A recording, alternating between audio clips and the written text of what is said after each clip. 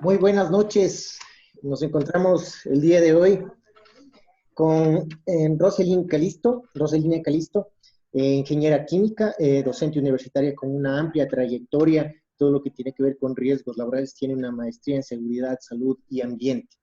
Sí, y entre otras cosas más, pero nos vamos a enfocar netamente en lo que tiene que ver con riesgos laborales.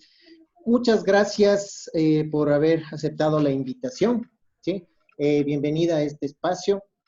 Esperamos que todo lo que aquí se exponga sea, y estamos seguros que va a ser de mucha utilidad para todas las personas que se encuentran observando las temáticas que estamos día a día, que son de gran importancia.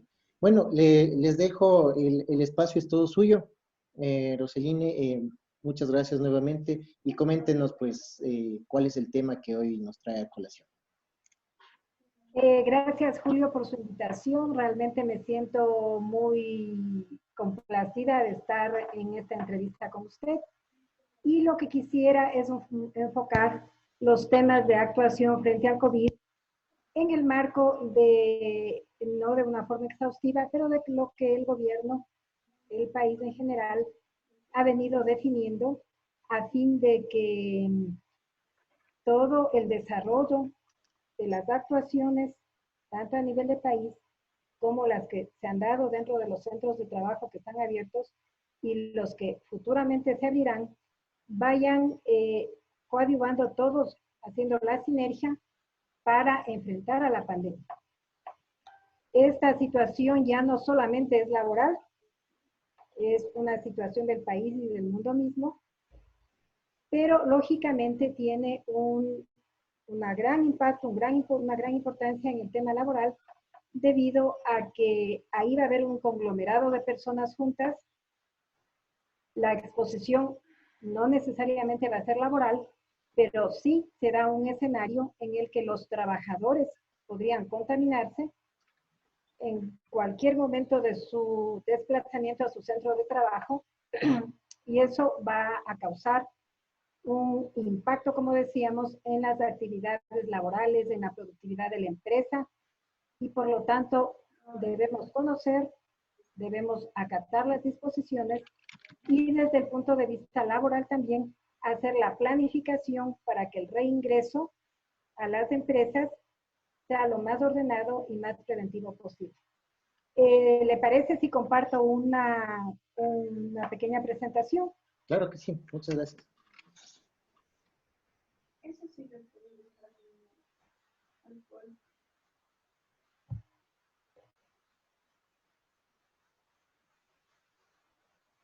Vamos a detener. Gracias. Porque es un mejor. Pero sí sabe. Bien. Entonces vamos a ver las medidas de actuación, no exhaustivas, pero sí haciendo un pequeño sumario de lo que ha ocurrido en el país y las decisiones que se han ido tomando y que tienen que ver también con los aspectos laborales. Los antecedentes. Bueno, primero el objetivo, dice conocer las medidas y acciones preventivas frente a COVID-19 a desarrollar por las empresas en el retorno al trabajo. Y como antecedente, todos sabemos pues que el virus que en este momento ha causado gran impacto en el mundo en diferentes aspectos, es un virus del tipo coronavirus, es del tipo beta, y que se presentó, por primera vez se conoció del caso de exposición con su respectivo impacto en China.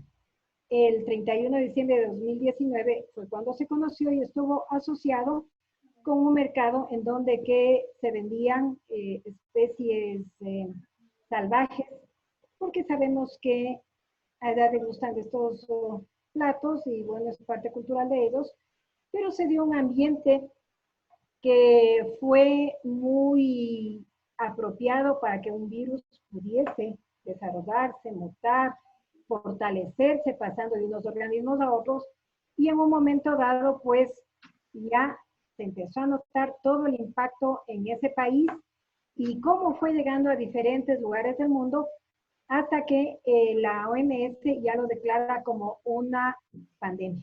Entonces, en ese momento, también acá en el Ecuador, conocíamos por las noticias lo que estaba pasando en la China y hasta que llegó un caso acá que ya fue confirmado y eso hizo pues que se tomen actuaciones desde el nivel más alto del país. El 29 de febrero del 2020 se confirmó el primer caso de virus COVID-19 en el Ecuador.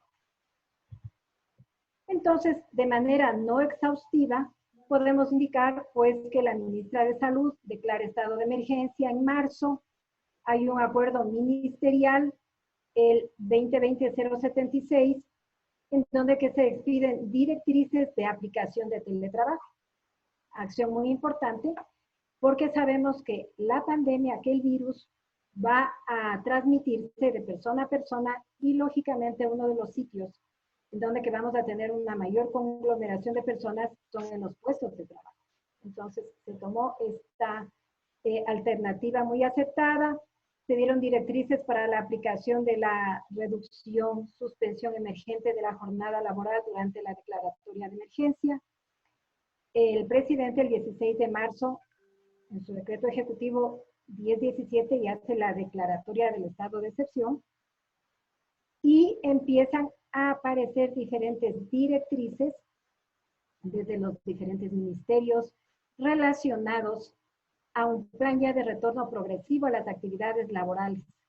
Uno de estos, la versión actualizada de la Guía y Plan General para el Retorno Progresivo de las Actividades Laborales, aprobado por el COE el 28 de abril, su primera versión, pero ahora ya estamos en la versión 6.1, que realmente es una herramienta que dirige a toda la sociedad en su conjunto y que da muchas directrices para el aspecto laboral.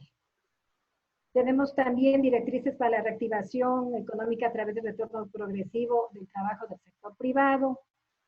El 15 de mayo se vuelve a hacer la declaratoria de la renovación del estado de excepción. Es decir, estamos en un momento en que de manera muy heterogénea en el país se ha ido notando el impacto. En Quito todos por las noticias sabemos en qué momento estamos viviendo. Un momento en que las personas tenemos que asumir todas las medidas de actuación que han sido entregadas por el presidente, por el COE, por los ministros y por los que tienen el mando en estos temas, la autoridad en estos temas, porque debemos tratar de salir adelante al menor costo posible. Por supuesto, en muchas ciudades del país, en la de aquí también, se ve la necesidad de que las personas regresen a laborar, pero justamente ahí están las directrices y los planes de retorno para que el impacto sea el mínimo posible, de hacer un equilibrio entre la necesidad de la protección de la pandemia, que es prioritaria, porque sabemos que aunque sea bajo, tiene su índice de letalidad, y por otro lado, pues, también mantener vivas las empresas y por lo tanto el sistema productivo y económico del país. Bien, en forma rápida, vamos a recordar cuáles son los síntomas que este virus genera en las personas contagiadas, porque muchas de ellas también nos llevan a determinar cuáles son las formas de transmisión. Y cuando ya conocemos las formas de transmisión, los síntomas, etcétera, se pueden tomar decisiones de cómo ir enfrentando a la exposición, sea esta laboral o sea extralaboral, también lo vamos a ver. Entonces sabemos que los síntomas son fiebre, tos seca, cansancio. Muy importante porque cuando una persona tiene ya esos síntomas, si es que se encuentra laborando, tiene que indicar, tiene que notificar a la unidad de seguridad y salud, al médico ocupacional, si es que la empresa lo tuviera, y en caso de que la empresa no lo tuviera, siempre dentro de la ley hay instancias preventivas a las cuales debe referirse, y toda empresa, por pequeña que sea, tiene pues la obligación de tener el tiempo necesario un médico ocupacional, estará como en las empresas grandes, 8 horas al día, 40 horas a la semana, pero tendrá su referente médico ocupacional para que haga todos estos protocolos y tome estas decisiones, que en este momento no solo ya es por cumplimiento legal, que de suyo propio ya es importante, sino porque de por medio está la vida de la persona contagiada y de todo el derredor a él. Bien. Otros síntomas menos comunes son molestias, dolores, dolor de garganta, diarrea, conjuntivitis, dolor de cabeza, pérdida del sentido del olfato o del gusto, erupciones cutáneas o pérdida de color en los dedos de las manos o de los pies. O sea, ya son unos síntomas muy inespecíficos, pero que ayudan a redondear el cuadro clínico para que el médico vaya aplicando su criterio clínico, ¿no es cierto? Entonces, todos los síntomas los trabajadores deben conocer. Y al parecer estos síntomas, ¿Perdón? una consulta ahí para hacer un pequeño pare. Hay dentro de todos estos síntomas menos comunes, al parecer, cada cierto tiempo, según la evidencia científica, siguen aumentando, ¿no? Los otros síntomas que son menos comunes se diagnostican, otros aparecen, pero no es que están ahí, cumplen una regla, cada vez siguen apareciendo más. Así es. Y como sabemos también que tiene mucho que ver la resistencia de cada persona, somos diferentes, entonces, y también sabemos que dentro del mismo virus, no necesariamente el que inició el caso Cero Guayaquil tiene las mismas características del de Quito, o más adelante tengo una lámina en relación a eso. Entonces, está abierto la mente en relación a este virus que se lo conoce muy poco tiempo. Y ya pues luego hay los síntomas graves, dificultad para respirar, sensación de falta de aire, esos ya son unos síntomas que harían que la persona recurra a llamar al número 171, que está así en nuestro país descrito como de obligada notificación, o al 911, dolor o presión en el pecho, incapacidad para hablar o moverse. Entonces, estos síntomas se conoce que empiezan entre el quinto y sexto día, desde que hubo el contagio y su infección, pero en ciertas personas pueden tardar hasta 14 días y también sabemos que hay casos asintomáticos. Ahí lo que comentaba en relación a los síntomas es que teníamos un caso en Guayaquil, que todos lo conocemos, salió en las noticias, me parece que el día de ayer, en donde que una familia de Guayaquil quería reportar un caso de COVID-19, que es la enfermedad que causa el coronavirus, pero finalmente fue dengue. Entonces, esto de conocer los síntomas es parte de la clínica para que el médico establezca el diagnóstico veraz y oportuno, a él le corresponde, y por eso es que las empresas deben tener contacto con este profesional, dependiendo de lo que la ley pida por el número de trabajadores. Bien. Igualmente el modo de transmisión muy importante, porque nuevamente de allí nosotros podemos establecer las medidas de control, podemos establecer qué equipos de protección necesitan las personas que van a estar cercanos a casos sospechosos, para que haya el impacto menor posible. Entonces dice la transmisión interhumana, porque es de persona a persona, se produce por vía aérea. Eso, por ejemplo, ya le diferencia de otros virus en los que puede haber por sangre, por relaciones interpersonales más íntimas, etcétera, ¿no? Entonces, este virus se produce por transmisión por vía aérea. Primer dato para saber que nosotros debemos proteger la vía aérea mediante gotas de más de 5 micras. También dato muy importante porque nos permite determinar cuál es el equipo de protección personal adecuado para las personas que van a estar expuestas a esos aerosoles y gotículas. Dice, estas son originadas al hablar, toser o estornudar, es decir, ya de una persona sintomática. Empieza a tener los síntomas y ya está en la capacidad, pues, de, mediante su estornudo o del producto de la tos, llegar a su alrededor. Y ese también se lo puede hacer por contacto con fomites. Se refiere a que si una persona estornudó sobre una superficie, va a quedar el virus en las gotículas, ¿no es cierto? y otra persona que vaya y coja la chapa de una puerta, un picaporte, un pomo de grifería, o hablando en el plano laboral, ya equipos. Por eso es que se pide en toda esta reglamentación que no se compartan equipos. Si cogió, si estornudó la mano y cogió o estornudó sobre la superficie, y ya es muy conocido que es otro método de transmisión. He encontrado en la literatura que en algunos documentos dicen no hay evidencia de que se pueda transmitir desde personas infectadas asintomáticas por el hecho de que no están tosiendo ni están estornudando, pero también he encontrado que dicen que hay casos. Entonces, en definitiva, lo mejor frente a esto es la prevención.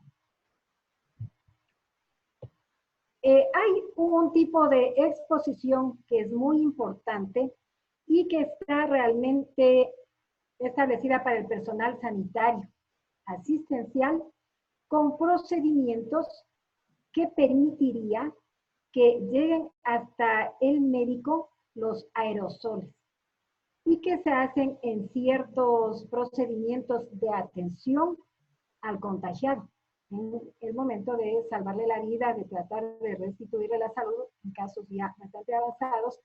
Realmente, entonces pueden hacer ciertas intubaciones y allí va a ser una exposición muy propia del médico. Usted recordará que en algún momento, debido a que es pandemia, se emitió un acuerdo en el que se decía que un accidente de este tipo no iba a ser laboral, pero luego se dio un paso atrás y me parece muy interesante e importante si se toma una resolución y hay una evidencia que se dé un paso atrás, eso está bien. Entonces determinaron que si científicamente se puede demostrar, por ejemplo, como sería en este caso, que hubo esa exposición laboral, sería considerado un siniestro laboral. Entonces, sumamente importante. Esta es una exposición de alto riesgo porque definitivamente, mire la cercanía, está pues en contacto con esta persona, le está brindando asistencia y de paso vemos aquí algunas medidas de control, como por ejemplo vemos unas barreras en donde que mientras el médico hace las intubaciones puede aislarle aún más, que se suma a los equipos de protección personal.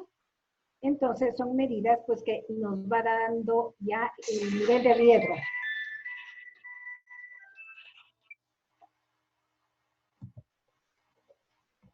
Como ya hemos dicho, el modo de transmisión también es a través de fomites.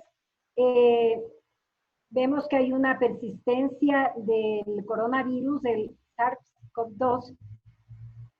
Hay alguna bibliografía que dice que el aire puede permanecer hasta 3 horas, lógicamente en las gotículas del estornudo. Sobre el cobre 4 horas, sobre cartón 24 horas, sobre plástico 2 y 3 días y sobre acero entre 2 y 3 días. Entonces, frente a este modo de transmisión, nosotros podemos también tener nuestras observaciones de la medida de prevención. O le desinfectamos, que dentro de un centro de trabajo sería lo adecuado porque otras personas van a transitar por el mismo sitio y van a compartir. Quizá en algún momento dado, aunque eso es lo que hay que tratar de evitar, compartir una chapa, etcétera, se puede hacer la desinfección. Generalmente son sustancias que contienen cloro, el cloro es el que va a hacer la desinfección. O, por ejemplo, yo digo en los hogares, en donde que no se debe abusar del uso de sustancias químicas, hay adultos mayores, existen niños, se puede dejar ciertos elementos en el área destinada a la cuarentena de estos elementos. Por ejemplo, usted trae estas bolsas del mercado, usted les puede dejar en un sitio y sabemos que después de unos días, en todos aquellos que sea posible, pues ya no va a estar ahí presente el coronavirus.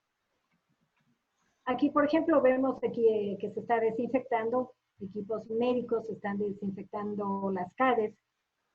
Siempre tiene que haber un equilibrio entre el beneficio y el costo. El beneficio, desde luego, aquí es la vida, por lo tanto es muy importante y se debe determinar los horarios, en qué cantidad, en qué momento se debe hacer la desinfección para que no haya, por un lado, pérdida de recursos innecesariamente, que no haya afectación al medio ambiente y que no tengamos personas expuestas, porque finalmente quienes hacen la desinfección son otros seres humanos que también deben portar su equipo de protección personal propio para el químico que lo están manejando, pero que también tienen una exposición a un factor de riesgo químico. Entonces, todo tiene que ser equilibrado.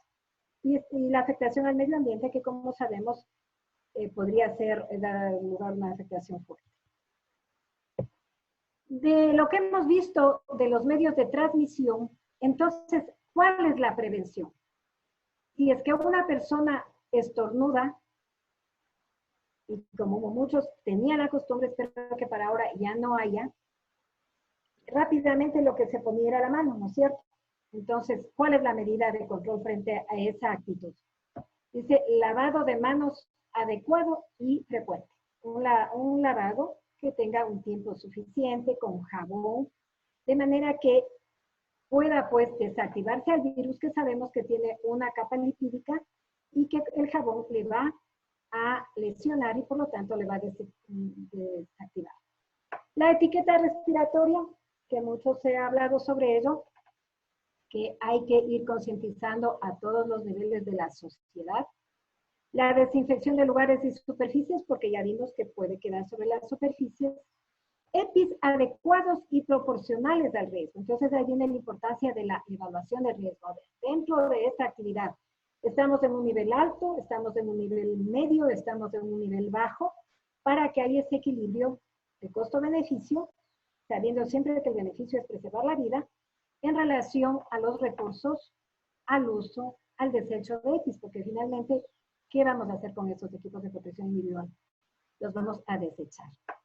Entonces, tiene que ser proporcional al riesgo. Elementos de protección estructural, por ejemplo, veíamos las pantallas que nos pueden separar entre las personas, porque si es que el estornudo puede llegar, las gotículas que contienen el estornudo hasta unos 2 metros, entonces ahí viene la medida de control, distancia de 2 metros, ¿no es cierto? Y siempre la prevención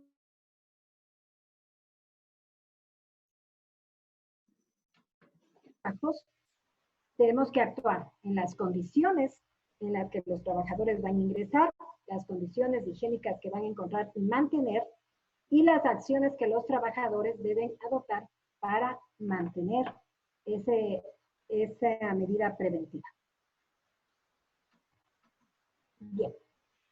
Dentro de las medidas organizativas, son muy interesantes, son las que para hacer el regreso a nuestro trabajo se han venido diseñando, las mismas que deben constar dentro de protocolos antes de ingresar al trabajo, antes del reingreso, deben ya haberse establecido estos protocolos mismos que por áreas de actividad deben ser entregadas al COE para que lo conozcan y que también serán objeto, por ejemplo, de revisión por el Ministerio del Trabajo, ya sea que lo haga por su programación de inspecciones o ya sea que lo haga por denuncia. Sabemos que si ingresamos al sur, en la página del Ministerio de Trabajo, hay un área en donde que los trabajadores pueden hacer denuncias y es una fuente también para inspecciones del Ministerio. En el caso de que hubiese una denuncia de un accidente de trabajo, también el IES va a hacer la inspección para ver la causa-efecto. Y las sanciones del Ministerio de Trabajo estarían relacionadas pues con la ausencia de protocolos. Todo está estipulado dentro de la ley, de los reglamentos, de los acuerdos, y hay base para las sanciones. Puede ser desde cierre y suspensión de actividades de la empresa, pueden ser salarios básicos unificados. En el caso del IES, si se demostrará que si hay causa-efecto y que hay un siniestro laboral, será una responsabilidad patronal. Y lo más importante, que estas medidas preventivas van a salvar vidas. Eso es lo primero y principal. Bien. Entonces, dentro de las medidas organizativas, vamos a encontrar la disposición de los puestos de trabajo. Es decir, tendremos nuevamente que hacer un diagnóstico de nuestra empresa. Tendremos que saber cuáles son las actividades con las cuales vamos a comenzar el reingreso. Tendremos que saber cuál es el flujograma, cómo está diseñado nuestros puestos de trabajo, las actividades productivas, y elegiremos de esas cuáles son con las que vamos a empezar el reingreso. ¿Cuáles son los trabajadores con los cuales yo puedo contar para ese reingreso? Y ahí la disposición de las máquinas, de las oficinas, de los sitios de descanso, porque recordemos que los 2 metros son obligatorios. Inclusive esos 2 metros de distanciamiento son los que me darán mi capacidad de aforo dentro de mi empresa. Porque si yo con un número de trabajadores no puedo mantener esos 2 metros de distancia, hay muchas soluciones, pero una de esas sería o disminuyo el número de trabajadores que ingresa con el impacto que implica en la productividad, o amplío mis zonas, empiezo a utilizar áreas que en este momento no se van a utilizar, que quizá oficinas, etcétera, para yo dar esa capacidad de aforo para mi reingreso. En las áreas de descanso deberé también establecer la misma medida y en definitiva tendremos que precautelar esos 2 metros. También tendremos que en este plan de reingreso, como la ley siempre lo ha conceptuado, tendremos que tener una participación de los trabajadores. Mire usted que a fin de que, por ejemplo, no agotemos la capacidad del transporte público, se puede elegir también medidas como cambiar los horarios en los que entran mis trabajadores, hacer jornadas diferentes que sean adecuadas a la funcionalidad y a la productividad.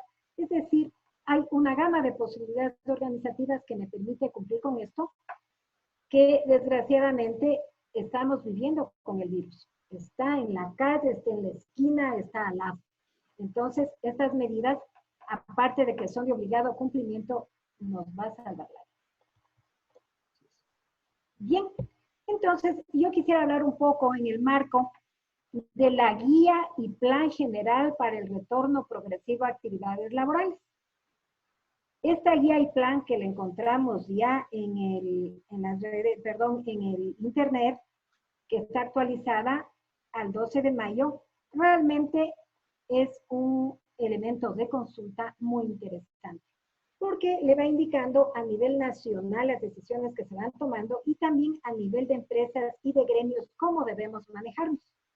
Entonces, en este momento estamos para acatar, para sumar, ¿no es cierto? Entiendo que hay muchas diferencias entre las personas de idiosincrasia, de capacidad económica, etcétera, etcétera, pero en este momento todos tenemos que aunar esfuerzos porque ahí va la vida de todos.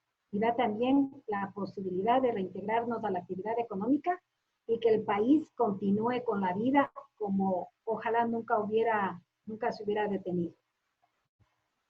Bien, entonces hay para el sector privado y hay para el sector público. Dentro del sector privado, pues el COE irá definiendo cuáles son los sectores productivos cuya reactivación sea necesaria. En primer lugar, tenemos actividades que nunca dejaron de hacerse, que no son productivas, son de servicio, desde luego, que fue el sector de la salud, fue la policía, fueron las Fuerzas Armadas, fueron los bomberos, los mantenían el orden público, atendían a los enfermos, de todo el sistema de salud, ¿no es cierto? Esos no pararon, esos tuvieron que ir incrementando sus medidas de prevención y control frente a este factor de riesgo mientras iban haciendo su trabajo. Pero para los sectores productivos ya es más, se lo puede hacer de una manera más planificada y eso es lo que se pide. Los planes deben haber. En este momento las empresas deben encontrarse haciendo su diagnóstico del momento actual. Un ejemplo muy rápido, ¿cuántos ya no contarán con aquel trabajador que para ellos era necesario porque tal vez se infectó, tal vez ya no puede volver? Entonces tenemos que empezar con un diagnóstico, ¿no es cierto? Y como decíamos, ver qué parte me permite ya las decisiones gubernamentales ingresar nuevamente a laborar y en qué condiciones lo voy a hacer. Y eso yo lo voy a poner dentro de un plan, en donde que tengan mis actividades, tengan mis responsables, mis procedimientos, mis recursos, etc.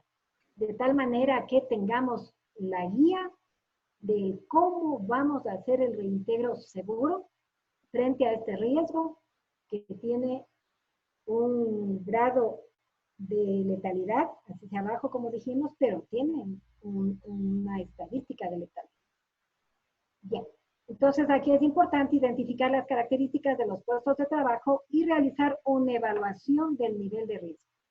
De la evaluación del nivel de riesgo, ¿qué se desprende?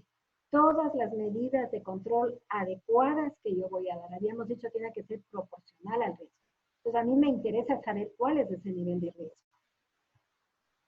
Bien. Entonces, esta directriz como ya se ha establecido en el aspecto laboral las responsabilidades, entonces indica que el empleador es el responsable de de dar seguridad y salud en el trabajo acorde con los riesgos laborales propios de esas sus actividades, prever la movilidad de los trabajadores. Para eso los ministerios relacionados podrán implementar corredores, por ejemplo, de movilidad para que hayan buses, etcétera, que puedan llevar a los trabajadores priorizando pues las áreas en donde tienen las empresas, o quizá el trabajador, dependiendo de la actividad que sea, tenga la capacidad de ser el que maneja su propio sistema de movilidad que le está dotando de los vehículos. Es decir, tendrá que ir ya pensando en todas estas pasos que le van a permitir hacer su reintegro. El empleador entonces es la cabeza fundamental de todas las medidas de seguridad y salud. La unidad de seguridad y salud en el trabajo tiene que hacer las guías, tiene que hacer el plan, tiene que desarrollar los protocolos, porque todo tiene que estar debidamente respaldado documentalmente para que se puedan dar los recursos, para que podamos medir los resultados y ese reingreso, como lo hemos dicho varias veces, se hace. De los trabajadores, pues es su obligación acatar las normas que están establecidas. Recordemos que el Código del Trabajo prevé que en el caso de que un trabajador no obedeciese reglamentos debidamente aprobados, en este caso que ya son directrices dadas con este objeto específico, puede, de acuerdo al Código del Trabajo, llegar hasta el visto bueno. Dice, los empleadores asegurarán que las áreas comunes del centro de trabajo cumplan los protocolos de distanciamiento. Entonces, sabemos que un método de transmisión es estas aerosoles, estas gotículas procedentes de los síntomas del trabajador. Entonces, del distanciamiento vimos que era la medida efectiva en base a esto. Y el Ministerio de Trabajo realizará los controles y verificaciones necesarios para precautelar el cumplimiento de los derechos de los trabajadores y la ley. Entonces, el Ministerio lo hará programadamente o en base a denuncia. Bien, en relación a la evaluación de riesgo biológico, hemos encontrado que para el factor de riesgo biológico dentro de los riesgos higiénicos, no tiene el mismo manejo que los riesgos químicos y los riesgos físicos, ¿no? Tiene una particularidad, todavía sigue siendo dificultoso, los métodos no son cualitativos, pero es muy importante comenzar el escenario con una definición. La actividad a la que me dedico, ¿tiene una exposición deliberada o no? Ese es el primer paso para una evaluación. Porque cuando hay una exposición deliberada, es cuando la intención del giro del negocio es tratar con el virus. Y encontramos que en nuestro país la Universidad Católica y la Universidad San Francisco de Quito hacen investigaciones con este virus. Por lo tanto, en nuestro país sí hay este tipo de exposición y por lo tanto la evaluación será dirigida para ese escenario.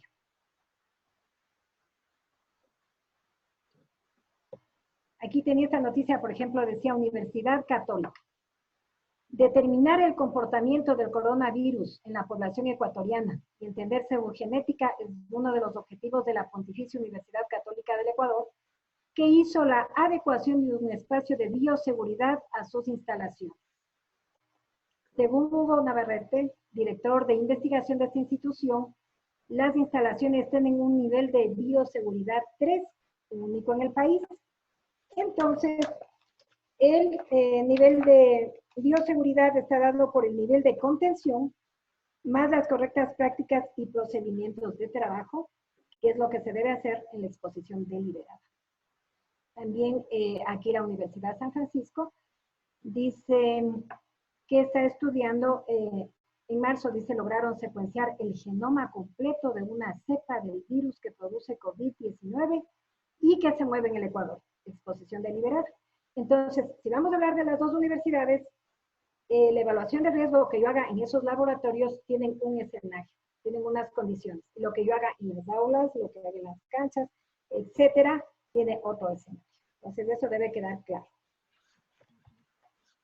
Debo también indicar que en nuestro país los primeros profesionales que se destacaron son los profesionales médicos, ¿no es cierto? Estamos muy reconocidos con ellos. Y debo indicar también que los profesionales de la seguridad y la salud, en los que habemos médicos, habemos ingenieros, habemos psicólogos, etcétera, también han querido dar su participación y en este caso ha habido una asociación de profesionales de seguridad y salud reconocida que hace un protocolo de evaluación de riesgos laborales frente al nuevo coronavirus SARS-CoV-2 y que está apoyada tanto por la Academia Española como la Ecuatoriana, la Universidad SEC, me estoy olvidando que otra universidad, pero la universidad en España también, pero en definitiva ellos hacen un protocolo de evaluación que tiene 6 campos de análisis. Cuando uno aplica un método de evaluación es muy interesante, porque cada campo de análisis, cada variable que vamos midiendo, me va dando también una oportunidad de mejora. Finalmente, con este método yo voy a arribar a un índice de riesgo. Pero si es que yo voy manejando, por ejemplo, dice contacto estrecho con caso positivo, y yo veo una medida de prevención para el contacto estrecho con caso positivo, yo voy a bajar mi indicador de riesgo. Yo trabajé muchos años en riesgos del trabajo del IES, y cuando hacíamos valoraciones para determinar enfermedad profesional, no le voy a decir de riesgo biológico, habían pocas notificaciones, pero las hubieron, de pinchazos, cortes y demás, de ser el accidente que había, y había que a veces se desarrollaba la enfermedad, que podía haber sido hepatitis, pudo haber sido SIDA, etcétera. Eran para otros factores de riesgo. El económico, el último que estuvo, que era la gran cantidad de notificación que estuvo presente en la exposición de los trabajadores. Por ejemplo, se nos pedía a los técnicos aplicar por lo menos 2 métodos. ¿Por qué? Porque al aplicar 2 métodos tenemos diferentes variables que no solo me permiten evaluar el riesgo. Recordemos que la evaluación no es el fin, es el medio para abordar, conocer un nivel de riesgo y por lo tanto dar las medidas de control. Entonces, si yo puedo usar más de un método, ¿cuál es la ganancia? Que yo voy a tener un mejor panorama de esa exposición y voy a poder frenar o la presencia del agente, que en este caso, como no era absolutamente laboral, que en todos lados, yo no voy a poder frenar sí el contacto, perdón, la presencia, pero sí puedo frenar el contacto, porque la exposición está dada por la presencia del microorganismo y por el contacto. Entonces, las medidas que está dando en el país es para evitar el contacto, ¿no? Bien. Entonces, una de las primeras modalidades de trabajo que, como habíamos dicho, desde el nivel alto de autoridad del país, se recomendó ya el teletrabajo. Entonces, ¿para quiénes se recomiendan adicionalmente? Para los grupos de atención prioritaria, para los grupos con factores de riesgo para el COVID-19. Entonces, por los medios de comunicación, que forman también parte de todo este grupo, que hacen la estrategia, hay que dar a conocer a la población todos estos temas. Entonces ya sabemos que factores de riesgo para el COVID son personas adultas mayores, que son personas con perfiles de salud, como por ejemplo vulnerables, ¿no? Por ejemplo, diabetes, presión arterial alta, etcétera, etcétera. El médico entonces tiene una gran herramienta y ella se plasma en estos protocolos en los que se dice quiénes pueden ingresar en el reingreso y quiénes no, ¿cierto? Los trabajadores que se encuentran laborando dentro de la modalidad de teletrabajo emergente o cuyas actividades les sean aplicables, continuarán bajo esta modalidad para el reingreso a las empresas. Se analizará mantener dentro de la modalidad del teletrabajo emergente a personas que tengan a su cargo cuidado de niños y niñas en etapa escolar. ¿Qué va a pasar? Y es que los profesores, los cuidadores en guarderías también están en su cuarentena. ¿Y qué pasó con los niños? Los niños se quedaron en el hogar y los papás, acá yo tengo pequeña imagen, ¿no? Donde que los papás no tienen a dónde ir a dejar a los niños, no hay una guardería, no puede venir un cuidador, porque no hay todo el sistema de buses que pueda traer y llevar la gente. Además es un nivel de riesgo por el momento todavía considerable. Entonces, para ellos serían considerados en teletrabajo. ¿Quién lo definirá? Cada empresa, cada institución definirá porque él sabe cuáles son sus actividades, cuáles son los trabajadores con los que cuento. Ellos saben en dónde están ubicados sus trabajadores y en base a estas definiciones pueden pues ir determinando cómo será el regreso en su trabajo. Otra herramienta que se puede usar, y todo esto está desde luego respaldado con acuerdos ministeriales, ¿no es cierto? Dice, se podrán cambiar los horarios, podrá cambiar las fechas y los grupos de trabajo a iniciar a fin de que no hayan aglomeraciones de personas usando el sistema de buses, los corredores que serán para la movilidad de las personas. Ahora la movilidad es un tema estratégico, porque ahí es la aglomeración de las personas y tendrán pues que ir definiéndose cómo se establece esta modalidad.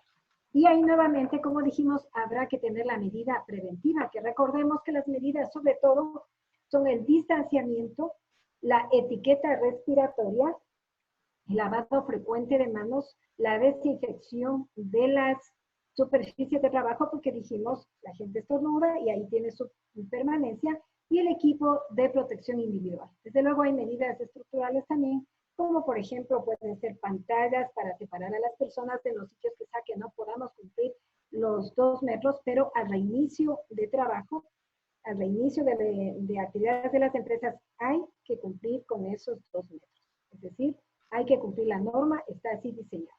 Es para nuestro cuidado propio. ¿Qué pasa con el sector público? Ya vimos que en el sector privado será el empleador, será la unidad de seguridad y salud, será el servicio médico de empresa, los trabajadores. Aquí en el sector público dice se mantendrá el teletrabajo emergente para todos los servidores cuya actividad lo permita. Nuevamente los grupos de atención prioritaria y los grupos con mayores factores de riesgo, es decir, en el aspecto de teletrabajo es la misma definición. Nuevamente se definirán jornadas especiales. Dice, si la actividad que se desarrolla requiere la permanencia de 2 o más días en los campamentos tendrán que cumplir con el diseño para el distanciamiento social. Tendrá que tener los sitios adecuados para el aseo y para el descanso. El médico, vital, siempre lo ha sido, en este momento el factor de riesgo es biológico y se necesita atención médica, no ciertos criterios clínicos. Entonces el médico monitoreará signos y síntomas para controlar la propagación de COVID. Porque al momento que tenemos un caso sospechoso, la persona tiene que ser aislada. Esa es una de las medidas más importantes, por eso tanto aislamiento. El médico deberá estar capacitado sobre la pandemia, sobre la captación, notificación, prevención y control.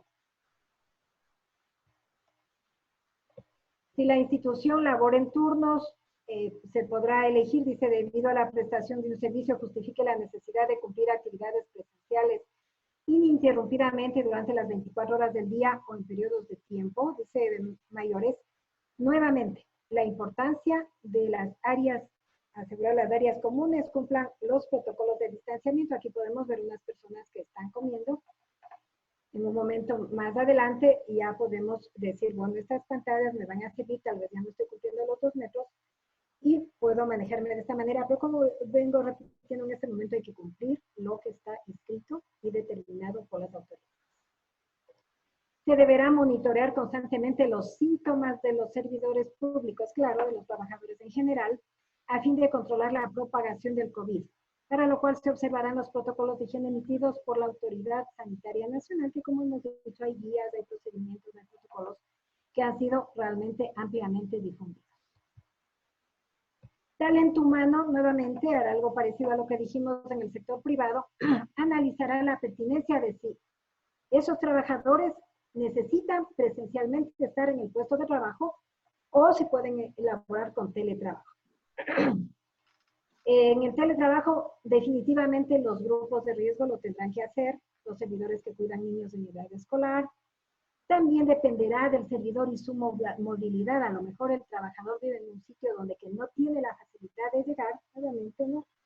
Debe haber la programación de los servicios presenciales y debe haber la evaluación de riesgo, como habíamos hablado, a efecto de dar la dotación de los equipos de protección personal, de dar la capacitación, es decir, todo lo que deviene de una evaluación de riesgo. Bien, para la reapertura de las actividades económicas en el país se han considerado dos fases. La fase 1, que es previo a la apertura, y la fase 2, que es de la apertura en base a proyectos específicos, es decir, las empresas que pueden ingresar. Y dentro de los aspectos organizacionales y la coordinación, tendremos pues ya todas las actividades previas que haga una empresa y la coordinación que habrá entre los diferentes entes de la administración pues del país para asegurar los aspectos a que los trabajadores puedan llegar a sus sitios de trabajo, que puedan recibir la información necesaria. ¿Cuáles son los lineamientos generales?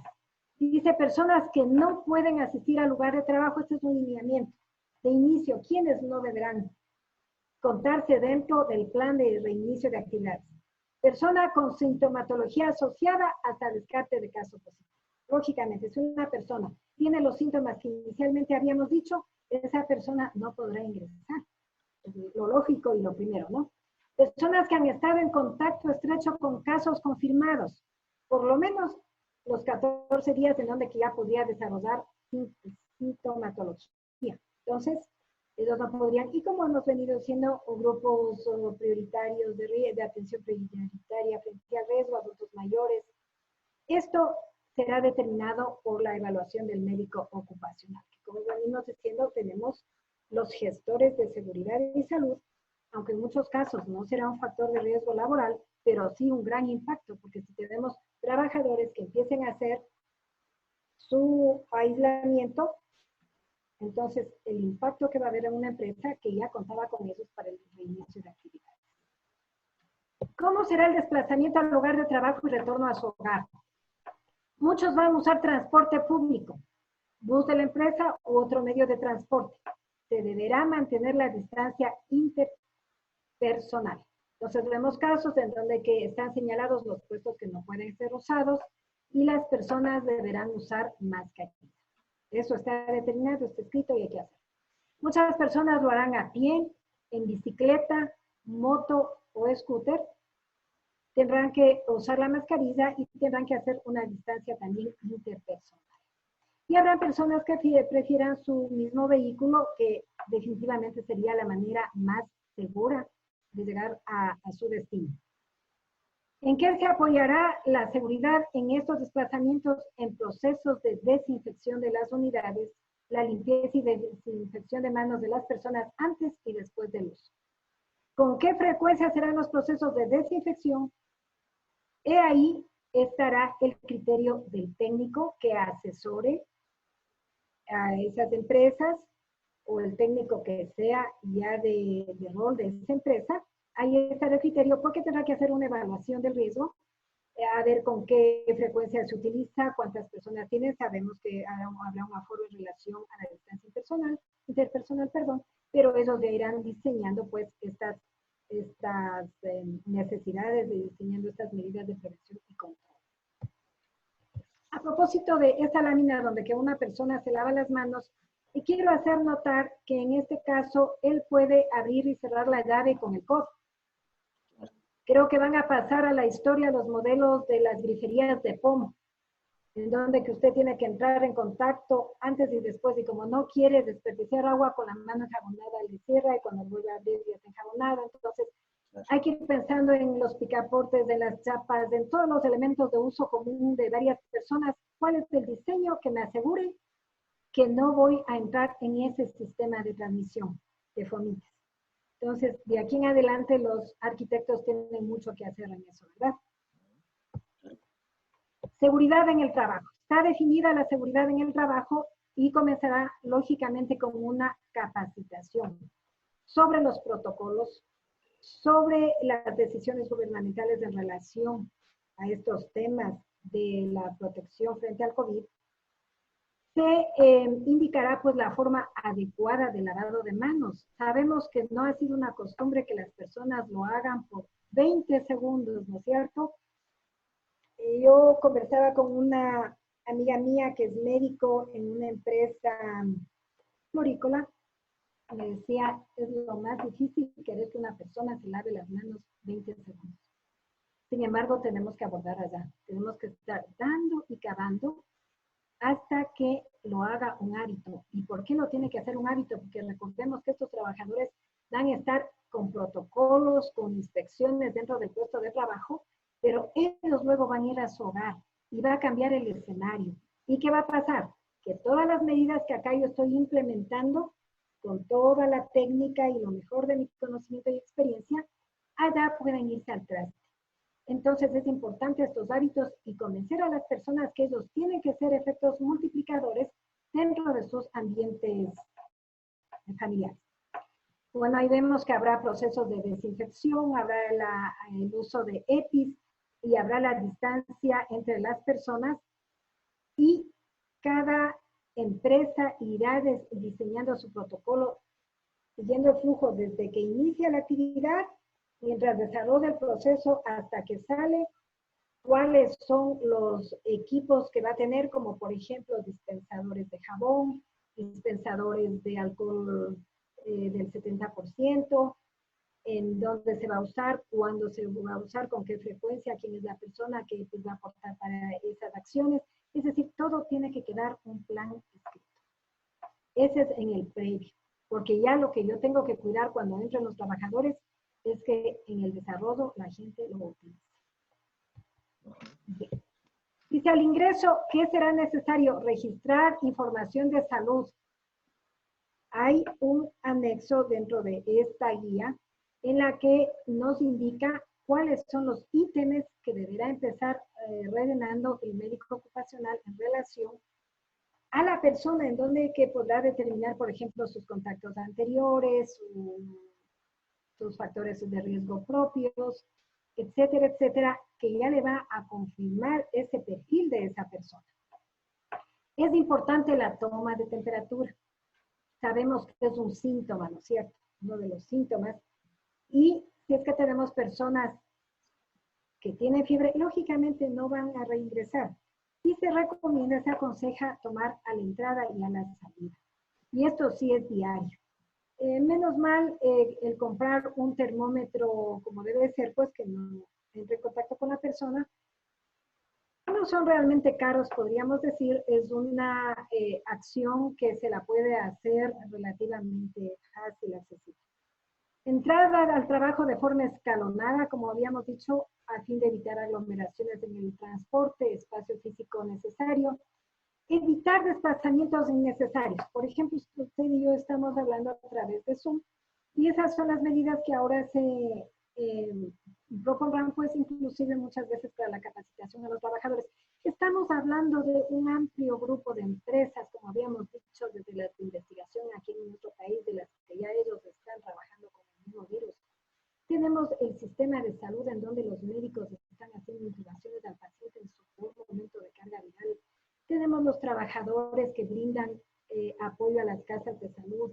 Tenemos manufactureras, tenemos empresas de la construcción, mineras, etcétera, etcétera. Es tan diverso que cada quien tiene que acoplar a su diagnóstico, a su realidad, a su idiosincrasia, a sus actividades, a sus productos, a sus proveedores, a sus clientes. Es decir, allí tendrá que venir la parte técnica multidisciplinaria que me permita abordar al reingreso a mi actividad económica tan esperada, pero dentro de un marco de seguridad que no implique muertes. Y como dijimos, el aforo máximo será el que respete los 2 metros de distancia. Crear costumbres de los trabajadores. No se pueden compartir equipos de trabajo, mucho menos equipos personales, ¿no es cierto? Antes teníamos la costumbre en las oficinas poder compartir los esferográficos, pasarnos las hojas, quizá prestarnos el asiento, el computador, etcétera, etcétera, costumbres que las habíamos venido desarrollando dentro del aspecto de la amistad, del compañerismo, pero que en estos momentos ya no los podemos desarrollar y que deben convertirse en hábitos para las personas a que lo mantengan dentro del trabajo y fuera del trabajo. Y creen también esa cultura en los sitios en los que ellos puedan estar. Entonces, dentro de las medidas organizativas, dice mecanismos que necesita el médico conocer. Mecanismos para identificar, aislar, captar y notificar casos con signos y síntomas. Le corresponde. El dispensario médico deberá contar con pruebas diagnósticas para activar protocolos en casos sospechosos. Aplicar a todo el mundo las pruebas diagnósticas, eso lo dirá el médico. Pero probablemente no es factible desde el punto de vista económico. Él definirá también si es que es necesario, a lo mejor no es necesario. Él determinará, pero sí deberá tener acceso para casos en los que él determine que es necesario, ¿no? El médico deberá estar capacitado en el uso de estas pruebas, deberá haber un protocolo de envío de estas pruebas a los laboratorios habilitados, es decir, tomen las muestras, pero tienen que ir al laboratorio a ser verificados. Registrar la información de los chequeos permanentes a los trabajadores, debe haber su historia clínica, todo este registro, y hacer seguimientos de los casos con resultado positivo, implementando los protocolos sanitarios. Es decir, debería estar listo para la prevención y para el control y ya finalmente hasta para el seguimiento de los casos con resultado positivo, porque esos escenarios se van a dar. En la etapa 1, porque el gobierno ha definido pues 2 etapas, la previa a la apertura y a la apertura propiamente. Entonces dice, dentro del país habrá una campaña intensiva de comunicación con los entes necesarios para que todas las decisiones gubernamentales, la situación del país, sea conocida por todos. Es importantísimo el conocimiento real de lo que está pasando. También hará pues una comunicación de los cuidados de higiene, el manejo de personal en los diferentes escenarios. Creo que todos los días, y sobre todo al comienzo de la pandemia, haría una información constante. Ellos calificarán el tipo de información, nosotros lo que podemos decir es, hubo la información. Habrá acciones de coordinación interinstitucional, por ejemplo, el COE Nacional y el SECOM, con la oportunidad de informar a toda la ciudadanía. Protocolos generales de cuidado sanitario. Los GATS, por ejemplo, y el transporte público tendrán que tener una coordinación para estos corredores logísticos. Por parte de las cámaras de comercio y medios de comunicación, de la obligatoriedad de establecer planes de reapertura. Todo deberá estar dentro de un plan que sea observado por el COE y que realmente sea suficiente y que sea cumplido. Y también tiene que estar listo antes de la apertura la movilización de personas por corredores logísticos, cómo van a ir de su casa a su centro de trabajo y viceversa. Bien. En relación al servicio médico de empresa, ellos sabrán en qué momento se utilizan las pruebas diagnósticas, pero una de las medidas importantes de esta es, dice, una de las formas de combatir al COVID-19 es realizar la mayor cantidad de pruebas posibles. En el país fue viendo la posibilidad, y decíamos, por ejemplo, no tienen las ciudades, no tienen el Ministerio de Salud o a quien corresponda las pruebas suficientes. ¿Por qué? Porque esas son las que me daban de inicio, en la base de la pandemia, un diagnóstico situacional y sobre todo me permitía aislar a los pacientes y a sus contactos, ¿no? En la manera de manejar adecuadamente la pandemia. Bien, entonces, en forma rápida podemos decir que en los planes de reapertura, ¿qué nomás está considerado? El teletrabajo, el cronograma escalonado de retorno de los empleados, a fin de que no haya pues una aglomeración para coger los buses, por ejemplo. Se establecerá el número de personal que se requiere por turnos y por horarios que se irán definiendo.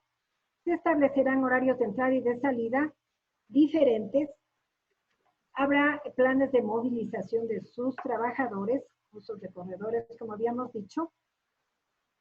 Habrán cosas como, por ejemplo, suspender el registro de ingreso y salida del personal con huella dactilar, con la mano, porque recordemos que en esas superficies van a estar, es decir, hay que hacer un cambio de todo. En eso justamente está el plan. Tengo que hacer el diagnóstico de mi empresa, tengo que mirar por puesto de trabajo, por área. ¿En qué momento es que estos medios de transmisión se pueden efectivizar?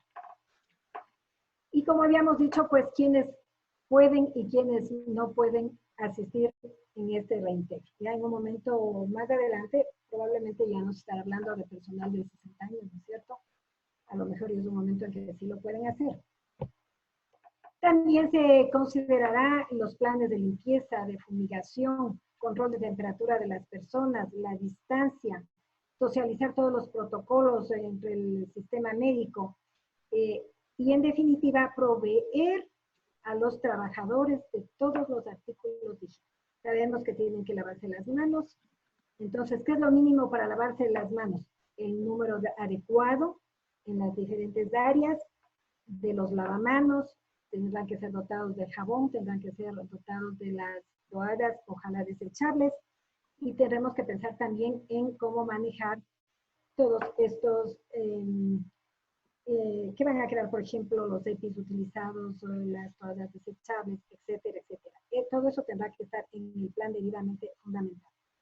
Y cuando ya haya la apertura, por ejemplo, en este momento, ¿cuáles están considerados? Sector de la construcción y sus empresas proveedoras. Actividades que cuenten con transporte. Ese también es otro criterio, porque hemos dicho, es un momento en donde que va a ser la oportunidad de que haya mucha gente, de que quizá las personas no respeten sus 2 metros de distancia personal, entonces las empresas que cuenten con su propio transporte van a ser priorizadas. Aquellas que tienen sistemas digitales de entrega en línea, etcétera.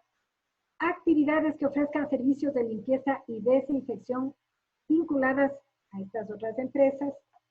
Actividades industriales que fabriquen material de seguridad y sus proveedores. Es decir, esas son las empresas las que ya podrán abordar a la apertura.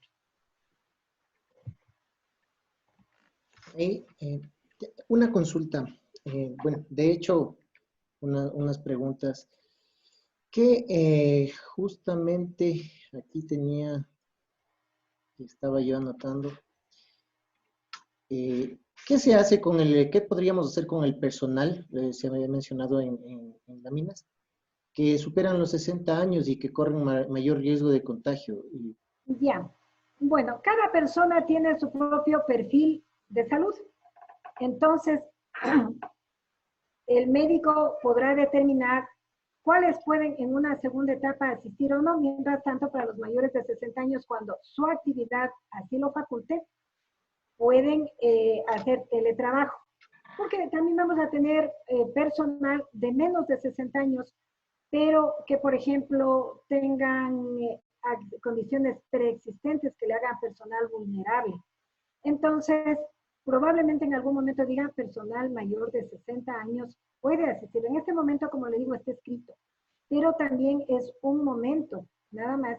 Luego probablemente será el médico el que diga, esta persona por sus características, primeramente, por sus características, luego porque es necesario para la empresa, para la actividad que hemos priorizado, porque no todas las actividades dentro de las mismas empresas van a reactivarse por igual, probablemente tendrá ya la posibilidad de volver a su puesto de trabajo y seguir entregando a la sociedad aquello para lo que él se ha formado y tiene la experiencia, lo hace.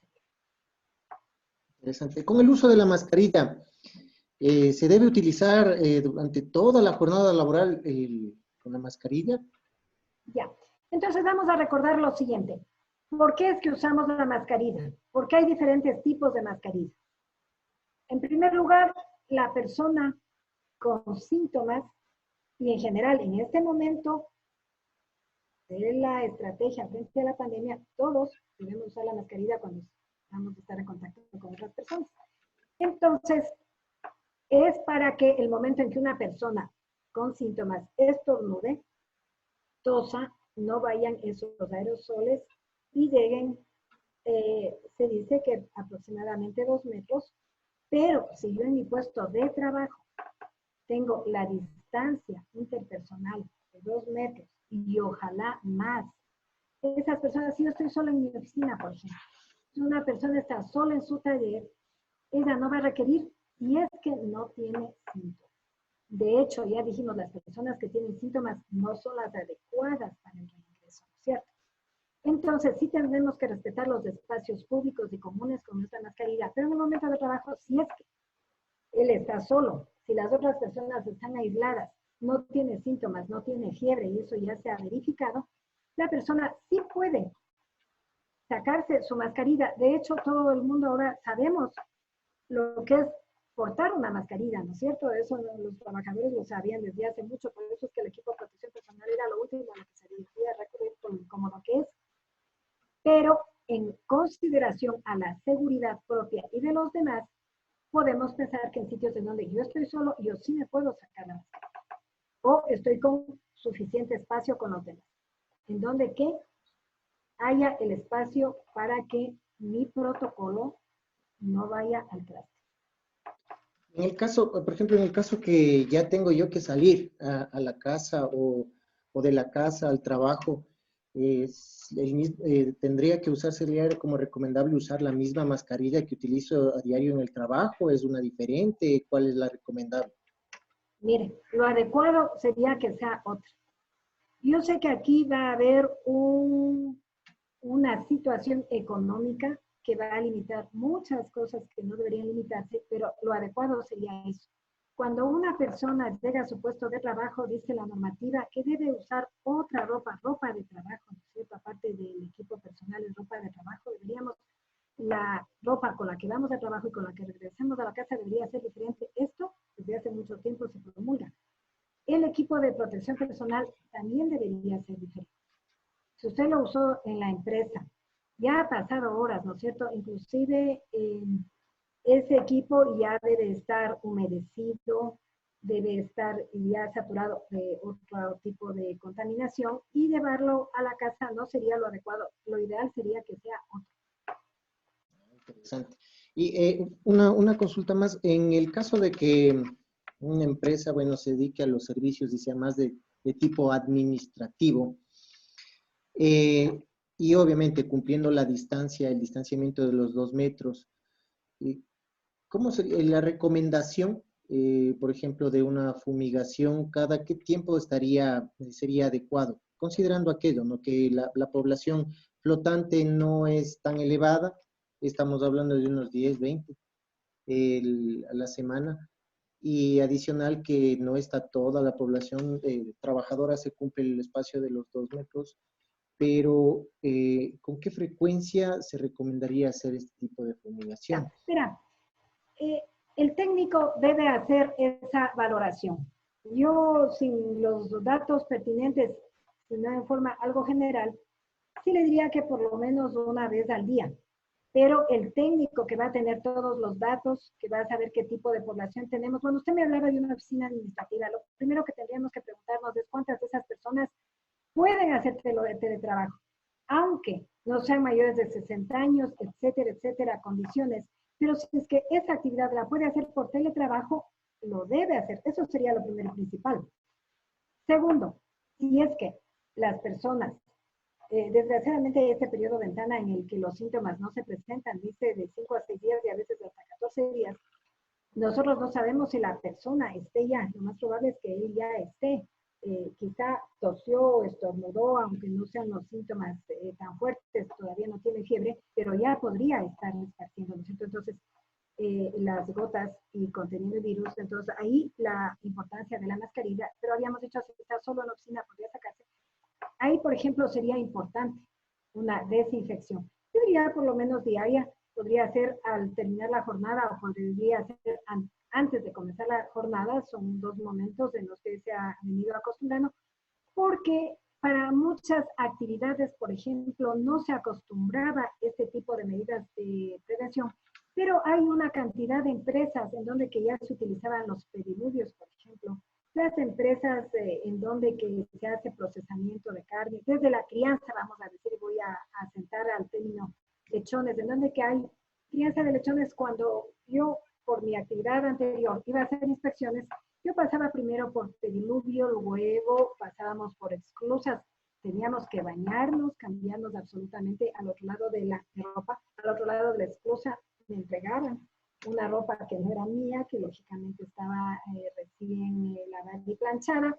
Y cuando yo regresaba, nuevamente me practicaba un baño en la esclusa y al otro lado me esperaba mi ropa y me cambiaba. Es decir, estos procedimientos han existido. Para ingresar a ciertas áreas de las florícolas también han habido los diluvios, han habido las desinfecciones, los carros en los que entrábamos a inspeccionar eran desinfectadas las llantas, etcétera, etcétera. Entonces había dos momentos. El carro cuando va ingresando, lógicamente, pero ya dentro de las áreas internas, usted lo podría hacer al final de la jornada o al comienzo. Lo importante es que exista el procedimiento, sobre todo en estos momentos en donde que sabemos que en Quito la situación, yo no quiero dar noticias que no me corresponden ni demás, sino solamente hablar de lo que oigo en los medios de comunicación, porque no debe ser un responsable de lo que dice y yo no puedo, por ejemplo, decir, hay este procedimiento, pero mejor lo evitamos y lo hacemos así. Entonces, yo creo que la organización sobre todo está en cumplir esto. Y en Quito, de lo que vemos en los medios de comunicación, sabemos que todavía la situación no está controlada y que por lo tanto debemos cada uno ser un soldado fiel del manejo de las estrategias y vigilar también que nuestra gente cercana a nosotros lo hagan, porque es la forma en que nosotros podemos ayudar, colaborar y ayudarse a uno mismo, no a los demás. A los demás sí, pero primero me ayudo yo sin contagiarme y sin contagiar. Muchísimas gracias, señora Rosaline. Un mensaje final para la población, tanto para empleadores, simplemente Muchas gracias por la oportunidad del mensaje. Quiero yo hacer una relevancia de todos los profesionales que se han interesado, que les ha tocado poner el pecho a las balas, como yo había dicho inicialmente, y como todo el mundo en el mundo lo ha reconocido, los médicos. También debo indicar que profesionales de la seguridad y salud, que son médicos, que son ingenieros, que son psicólogos de las diferentes áreas del conocimiento, con la humildad de las personas grandes, se han convocado, se han unido con la intención de aprender, con la intención de enseñar. Ejemplo, yo estoy en un grupo de un chat en donde que las personas han comunicado, han entregado la información que conocen, se han hecho consultas, se han evacuado consultas. Entonces, creo que en este momento hay que relevar esa decisión de los profesionales de las diferentes áreas, liderado por el médico de atención a los enfermos. Los demás, que como había dicho, con la grandeza y la alegría propia de las personas que quieren avanzar, han dado su colaboración. El IES, ministerios, etcétera, por ejemplo, han coordinado, han sacado guías. Eso hay que relevar. Como yo presentaba también un método de evaluación, donde que se aterriza un método europeo y lo hacen ecuatorianos en conjunto con europeos, hay que relevar. Hay que sentirnos orgullosos de nuestros profesionales, que somos nosotros, ¿no es cierto? Y debemos tener esa sinergia con el marco del respeto, con el marco de la consideración, salir adelante. Sigamos en ese rumbo. Y también, y primero y principal, yo creo que la espiritualidad en este momento, en donde que tenemos seres queridos, personas queridas, que han perdido a sus seres amados, entonces es un momento de espiritualidad en el que nos debe convocar a hacer nuestra mejor versión para en esta nueva normalidad seamos más fuertes y seamos mejores, a aprender de la experiencia viva. Entonces, por ejemplo, está haciendo, mire, este tipo de entrevistas, yo he visto algunas muy interesante lo que usted hace, es un aporte a la sociedad. Entonces, esas cosas son las que hay que valorar. Hay que saber encontrar lo bueno del otro en este momento. Es importante. Hay que saber agradecer del día más de vida y de la oportunidad de aprender. Excelente. Muchísimas gracias, señora Rosalie. Y es un gusto también poderla ver a los años, al menos por este medio, y saber que... No muchos años. Bueno, cierto, casi 5 o 6 años, pero ha pasado volando. Hay que ponerle un poquito de humor. Sí, sí. La verdad, a mí también mucho gusto verle, sí. Muchísimas gracias. Esperamos que no sea ni la primera ni la última. El espacio está abierto y esperamos seguir trabajando y con esa esperanza de que todas las cosas irán mejorando. Muchísimas gracias. Que tenga una Muchas excelente gracias noche. también.